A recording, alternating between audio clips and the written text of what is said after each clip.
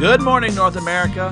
Welcome to Church Talk, lively conversation for all things church transformation. I'm your co-host, Dr. Bill Tenny-Brittian, in our studio in Columbia, Missouri, the heartland of the U.S.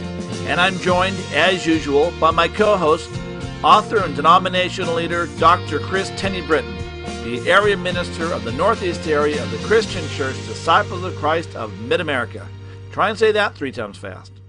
Good morning, Kris. Well, good morning, and welcome to Church Talk Live. Bill and Kris Tenny-Brittian here today to talk to you about reaching men. It's more than just a game. How to do it today? Well, we say it's more than just a game because the Super Bowl is less than 1 week away. And you know, people say men don't like to get together, men don't bond, men are loners. But we bet you that if you watch the Super Bowl, more than likely you're not going to be doing it alone. In fact, last year you were gone when the Super Bowl was playing, and you called in so that we could be watching it together. But then look in the stands as well, and you're not going to see men, women all around. You're going to see groups of guys hanging together. And yet, as we well know, that men's ministry is the second most difficult ministry in the church. Now, when we say that it's the second most difficult ministry, we mean that it's just darn difficult to get it going. It's difficult to get men to come to church. It's difficult to get men to stay in church. And the only ministry that's more difficult than a successful men's ministry is a successful singles ministry. And that's a real tough one. Yeah, well, you know, this isn't a new problem. Actually, this goes back to Augustine, who was writing in the 4th century, who was talking about the lack of men in church. It's been going on since the 4th century. It's going on for probably before that, yeah. Probably. I mean, you know, Jesus had 12, but it was the women who were the followers who were writing checks as, you know, supporting them and et cetera. So, well, or maybe the women got left out in a lot of the stories because the men who were editing it wanted to keep their place. I don't know. Okay, no. But here's the deal. Don't buy into the myth that men don't bond. Don't buy into the myth that men are loners. As you say, there probably will not be a whole lot of guys watching the Super Bowl in their pajamas, all by themselves in the den, you know, snacking on Cheetos and salad or something. I know, you know, guys get together. And gals get together too. We're not saying that the gals aren't interested in the Super Bowl, but we know that guys do get together for stuff, but it has to be of interest and of value to them. And therein, of course, lies the biggest difficulty in men's ministry. Now, we need to say that, as so often, and really in everything we do, what we're talking about here is a bell curve. You know, a bell curve, you've got the center of the bell, I don't even know what that's called, but the hole of the bell, that where most people will fit, or ministries will fit, when we talk in terms of generalities or universalities. And on the end, you'll have those who don't fit into the bell.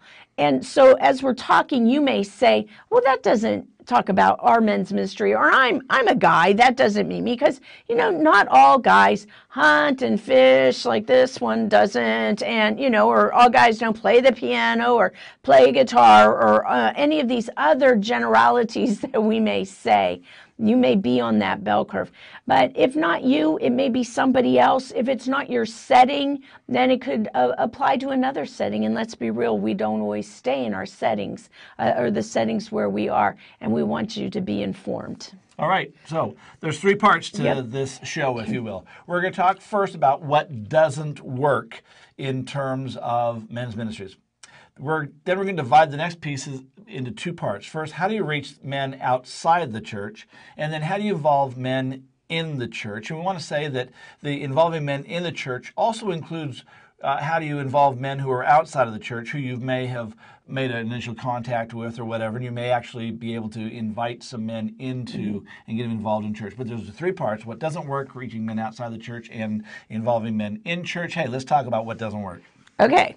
Well, I want to say that some of these pieces on this list I have seen work in churches. Some of the that's churches. Right. Exactly. So already I'm thinking that bell curve. But you know what? Some of the things that we've seen tried that don't tend to work on over and over again are men's breakfasts and men's work days. In fact, we're aware of a large area of a denomination that was trying to get men together for a work day at a beloved place that, you know, you'd think the men would be energized and excited about. They canceled it 3 times. They could not get the general interest in that. Even Promise Keepers has largely fizzled out. I've been kind of surprised we don't hear about them. We hear about Women of Promise, but I don't know of any Promise Keepers groups in our area, at least, right? There are some Promise Keepers events coming up in 2012. Oh. I went and checked, but you know, it's no longer getting the press that it once got, and there's just not the wave of interest and participation. And you know what doesn't work? I'll be real honest with you, folks. Is generally anything we try seems to fail. As an overall, we'll hear about it, something working in one particular church or one particular instance, and we'll try it over here, and it just doesn't go anywhere. Well, and I don't think I'm jumping ahead to say this. When it does work, it's come out of the men itself. It's not the church imposing something, but it will be a man who saw something.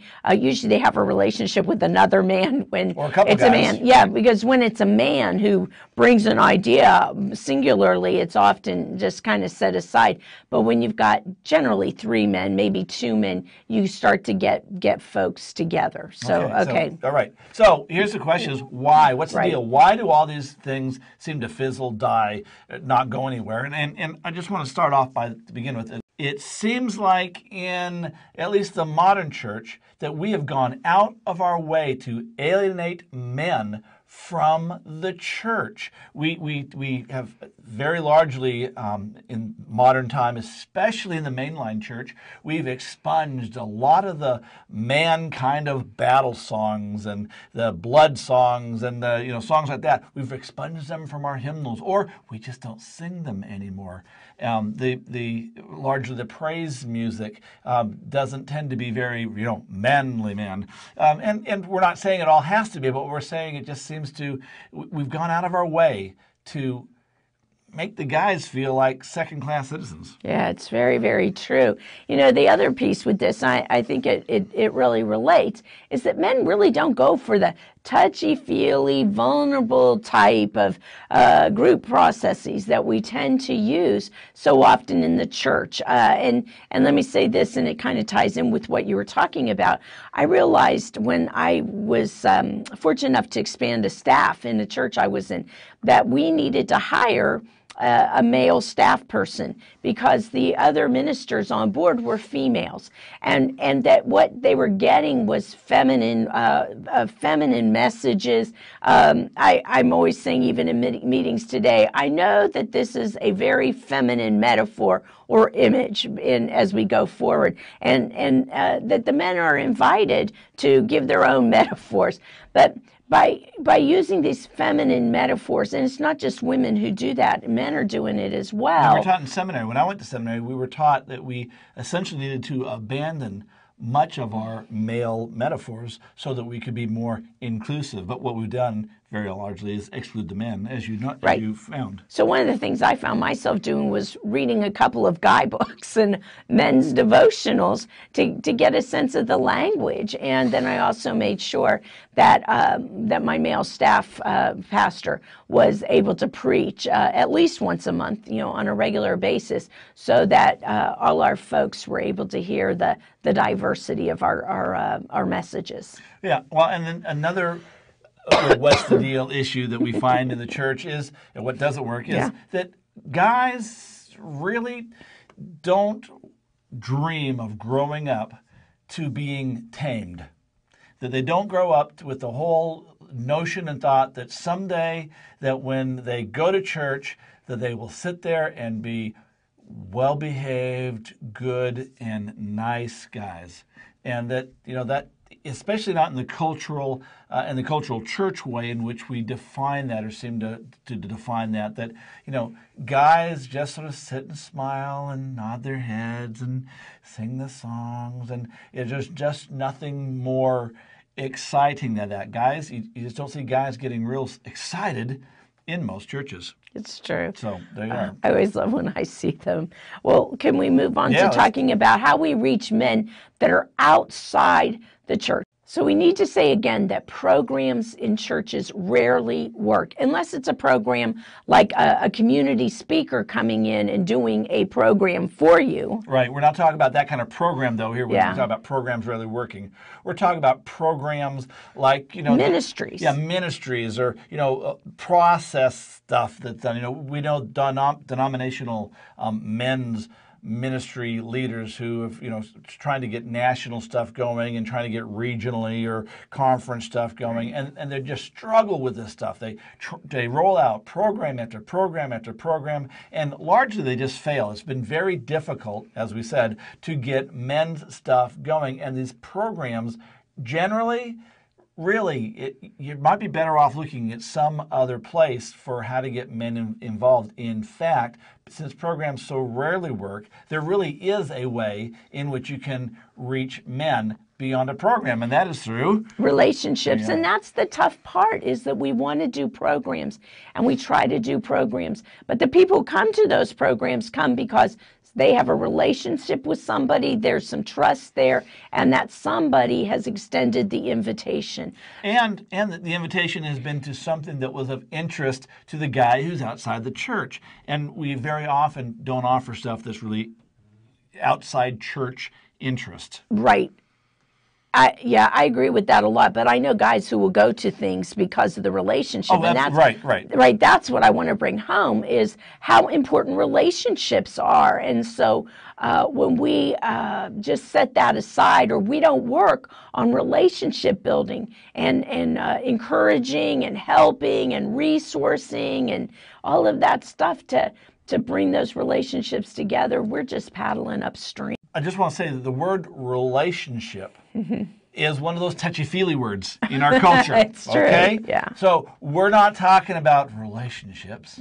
We're talking about buds, guys, hanging out, doing their thing, whatever that may be. We're talking about guys who hang out with guys and building those kinds of bonds, the male bonding kind of thing we're talking about. Build those bonds, and then you can invite them to something that will be of interest. Because if you invite them to something, as you point out, if they come to something that maybe isn't of their interest, they won't be back. Sure. You may invite them, they may come once, but if it's like, that's just church, they'll probably not come back, even based on the relationship. So, all right, relationships. The key to building relationships or buds or bonding or whatever is the church and individuals. We need to start where guys are, not where we want them to be. And we also have to be careful where we're taking them, because if we're going to try and mold them into the good and nice guy, they're not going willingly. You mean I can't tame you? Yeah, that's right. Yeah, that isn't happening. So you got to start where they are. Well, and, I'm thinking about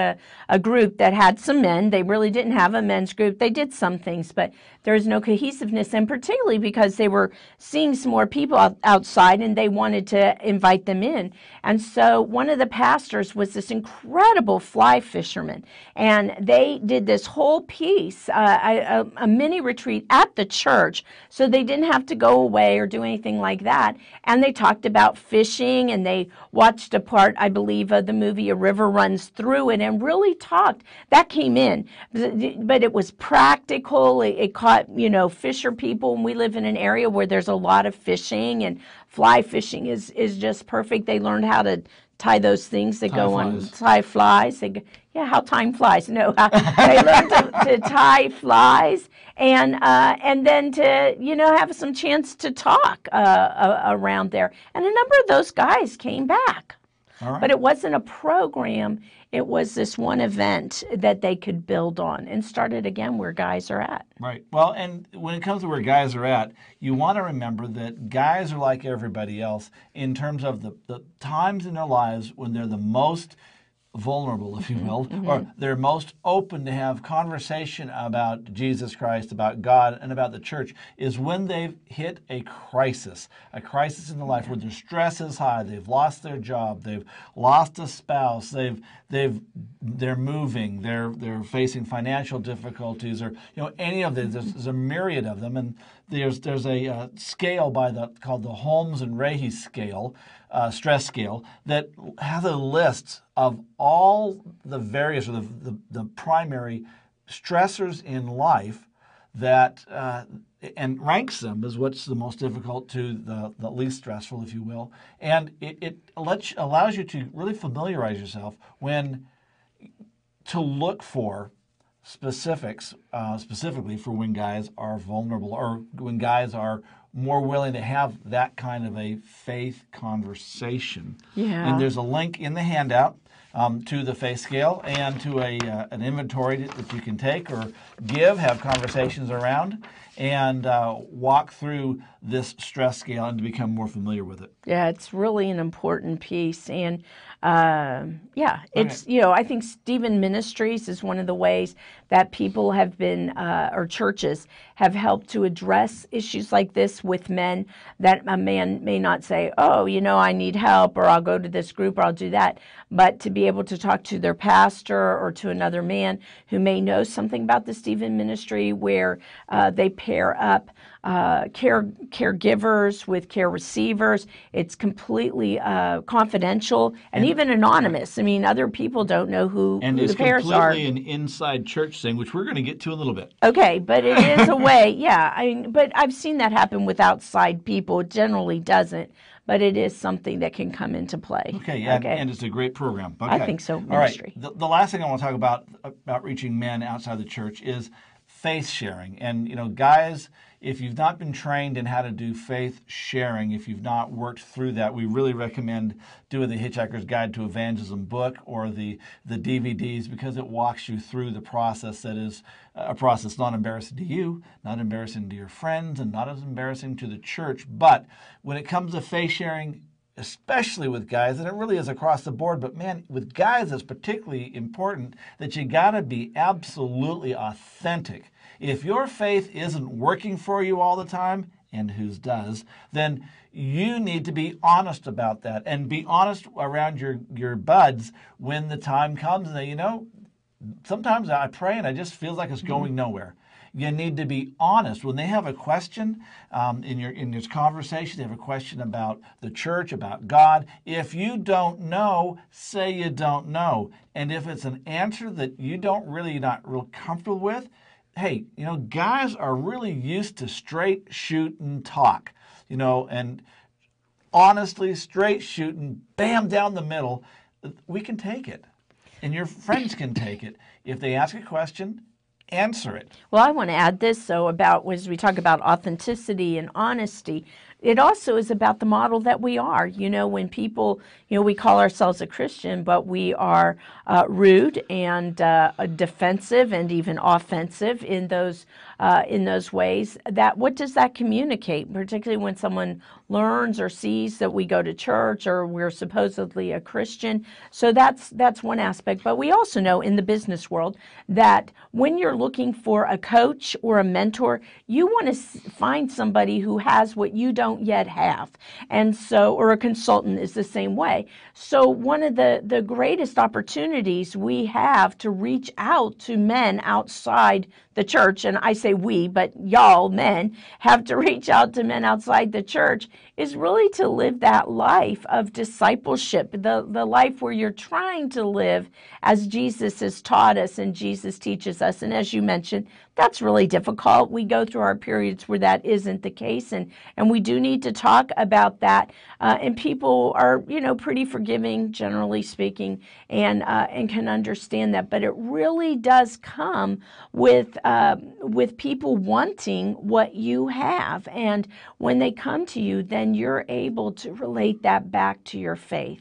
Which, of course, means, guys, is that if you're bored at church, if you really you're going because you have to go, etc., it's just going to come across that way. So I don't want to say don't witness or don't share your faith, but church has got to be something you want to be a part of, that you believe is worth being a part of. And the reality is that churches that are majoring in 1950 and irrelevant to their culture, guys and gals are just not going to invite. And if they do, when their invitees come, they find not what they're looking for, not what they're hoping for. So straight talk, authentic, honest conversations not always when there's times of crisis, but being aware that there's times of crisis, starting where people are and remembering it's about relationships, not about putting on the greatest event or program,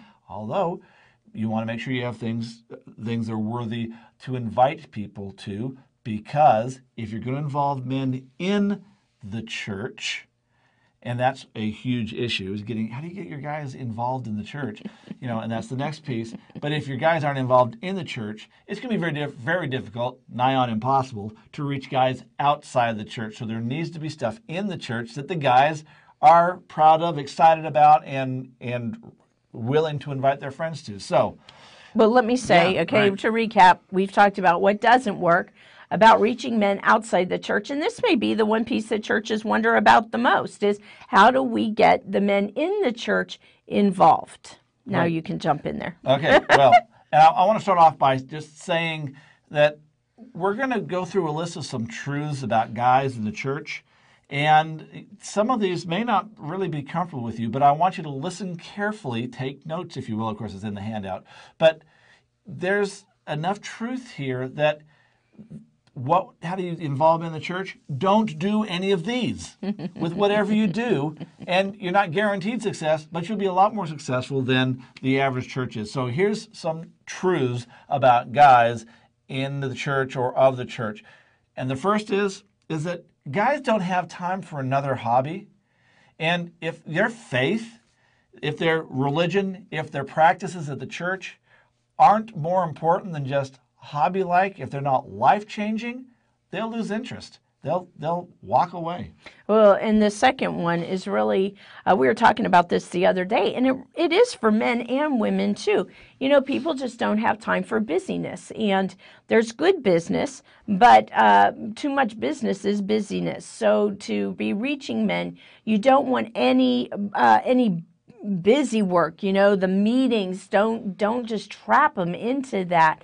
And it's like we used to have token females on committees, or we had token non-Anglo people on committees, which unfortunately we still have all that. Yeah, but we've got our token guys now on ministry. So be really careful about how much busy work you want, and I'd say as much as you can get rid of it, the better to see results. Right. No meetings, unless you have to have a meeting. All right. And particularly not men's meetings. I mean, like to have the planning committee of the men get together, you can do it by email, by phone, or whatever. It's not really a meeting. Or get together around a football game, basketball game, baseball game, fishing, hunting, or playing guitar in the living room. Just don't talk during the Super Bowl. Yeah, right. Okay. Yeah. Talk between plays. All right. Hey, the next thing is, we're not that much into touchy-feely stuff.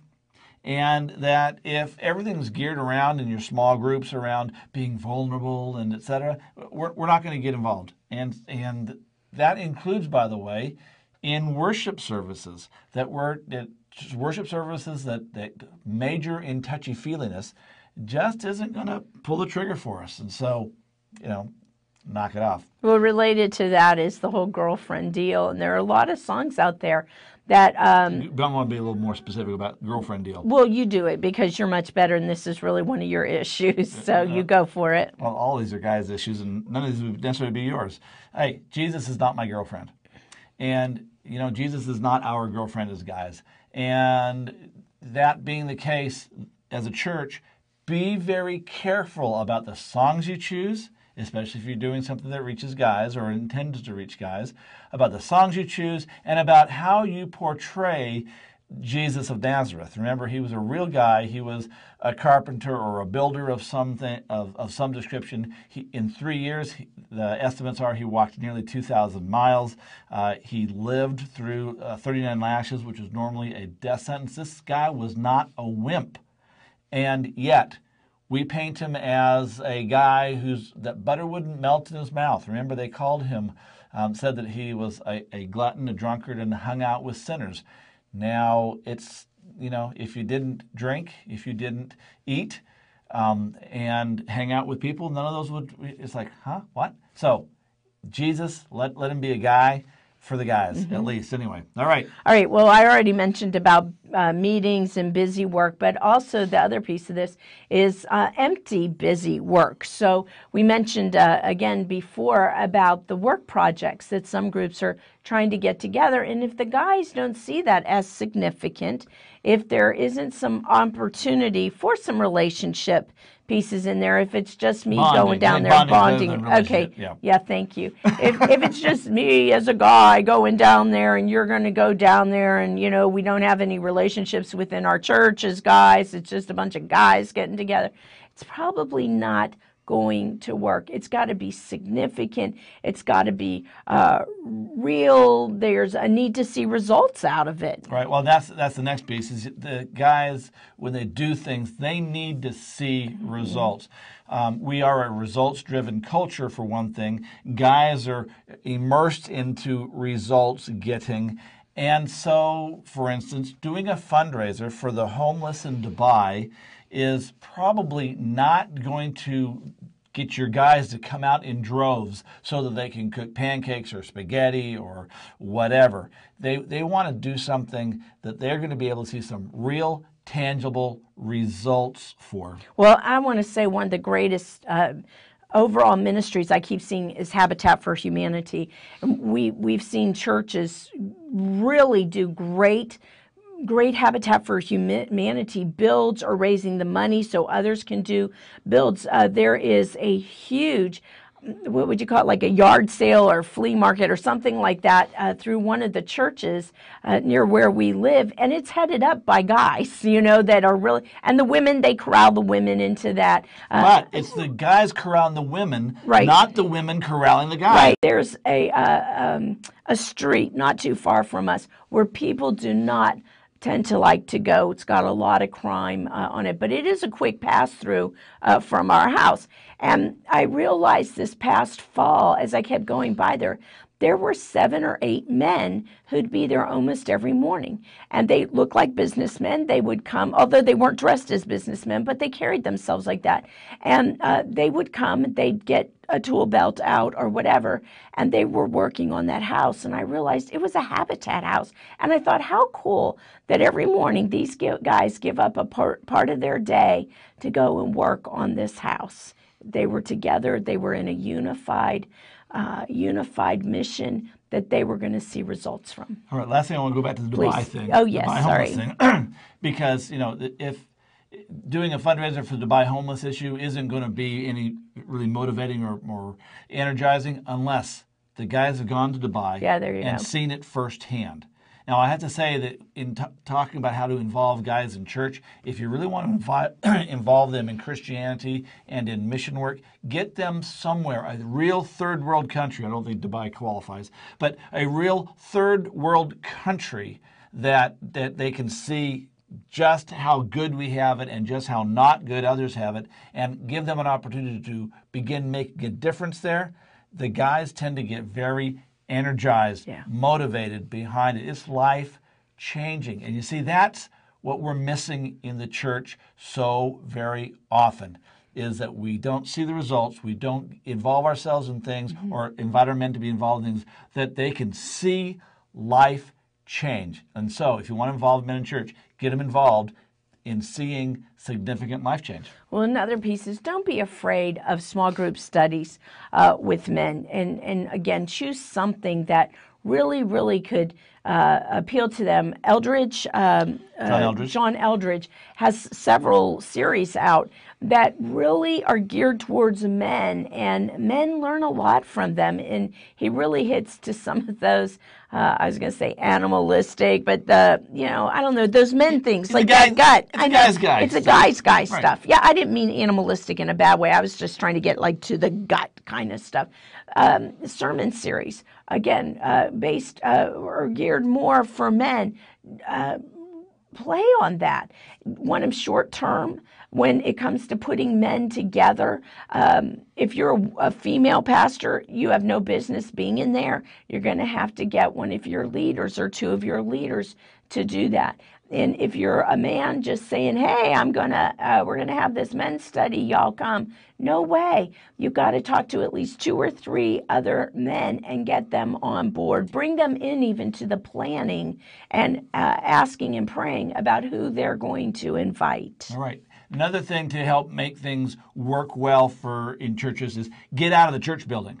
There's just something about church buildings that are very churchy. I don't know what it is, But if you get out of the church building, you may have better results. In fact, when we did church planting in Seattle, I did a men's Bible study at a sports bar. And we would meet before the game or, before some event. We had a limit on how much alcohol you could have if you're going to drink there. And we had dinner and we did Bible study right there. You often tell the story of a pastor who couldn't get his elders to do a particular book study. And he thought it was a fabulous book study. And he was at a bar one evening, whatever, and he had the book and he stood up and held the book and says, I can't get my church, the guys in my church, to come and look at this, do a study around this book. If you would like to join me, I'm going to be here every Thursday night from 8 until 9, and you can join me. Several guys picked up their chairs and their beers and came over, and they did the book study, and the guys at the church eventually got involved. So get out of the church building.